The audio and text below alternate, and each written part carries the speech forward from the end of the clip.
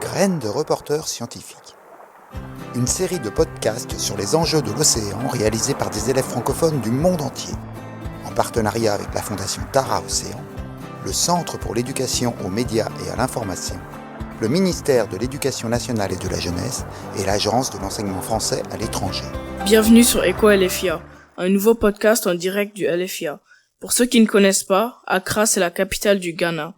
Le Ghana est situé dans le golfe de Guinée. Aujourd'hui, nous parlons pollution plastique. Le Ghana produit 1 million de tonnes de déchets plastiques par an et seulement 5% sont recyclés. Beaucoup de plastique non récolté finit dans les caniveaux, les cours d'eau, sur les berges du fleuve Volta et sur les plages.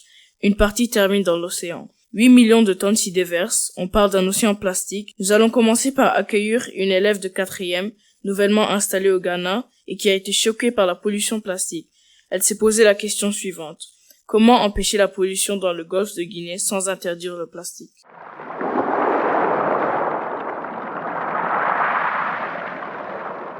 Bonjour Émilie et bienvenue. Bonjour Amadou. Alors, parle-nous un peu de l'enquête que tu as menée. Avec mes camarades, nous avons essayé de mieux comprendre la problématique que tu viens de présenter et de répondre à plusieurs questions. Quelle est la cause de cette pollution? Comment y remédier? Quels sont les avis des différents acteurs? Intéressons-nous à l'avis d'un pêcheur. Il s'est exprimé en tui et c'est notre camarade Nesta qui traduit. Trouvez-vous du plastique dans l'eau quand vous pêchez? Chaque jour, on trouve beaucoup de bouteilles, des sacs et d'autres plastiques dans nos filets quand on pêche. Vous croyez que le plastique vient d'où? Je crois que le plastique vient principalement des égouts. Certaines personnes jettent leur plastique. Croyez-vous que les poissons sont contaminés par le plastique? Non, je ne crois pas.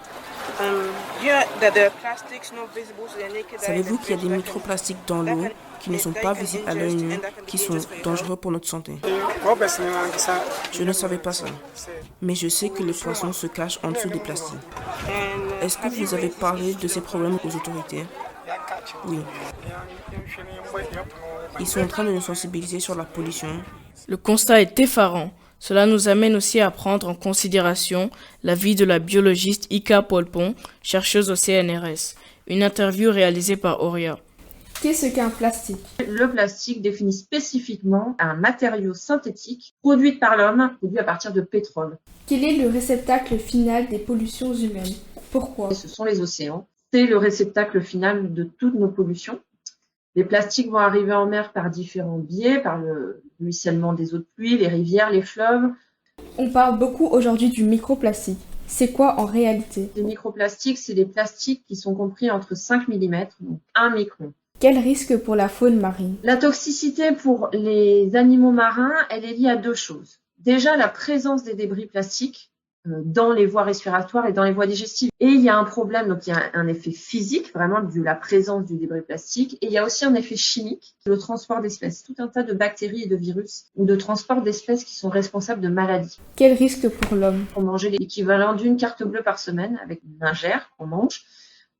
Et il y a des articles scientifiques qui sont parus récemment, qui ont trouvé des microplastiques dans le placenta des femmes enceintes, et dans le méconium. Le méconium, c'est les premières selles des bébés. Et on en a aussi trouvé dans le sang humain. Donc, on n'est pas non plus épargné. Mais on ne sait pas encore ce que ça nous fait à l'homme. La partie précédente nous a donc permis de poser un regard scientifique sur la question du plastique et sur la pollution. Il convient désormais de mettre en lumière l'avis du président de l'ONG ghanéenne Plastic Punch, Richmond Kennedy, interrogé par Samayo. En tant que jeunes, que pouvons-nous faire pour arrêter la pollution plastique au Ghana? Bonne question. C'est aussi simple que cela. Nous devons tous faire partie du changement. Cela devrait être une chose quotidienne pour nous.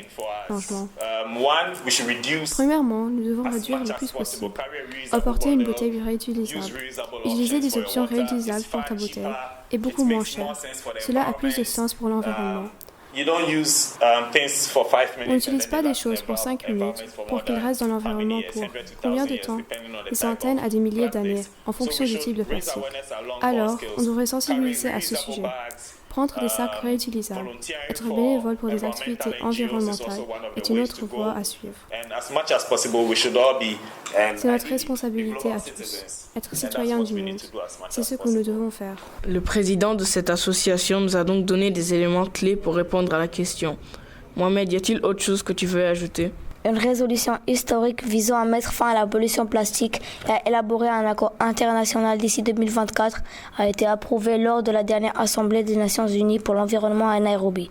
On parle de triomphe de la Terre sur le plastique, espérant que l'État ghanéen signe cet accord. Merci à la classe de 4e C du LFIA d'avoir mené cette enquête et de l'avoir partagée avec nous.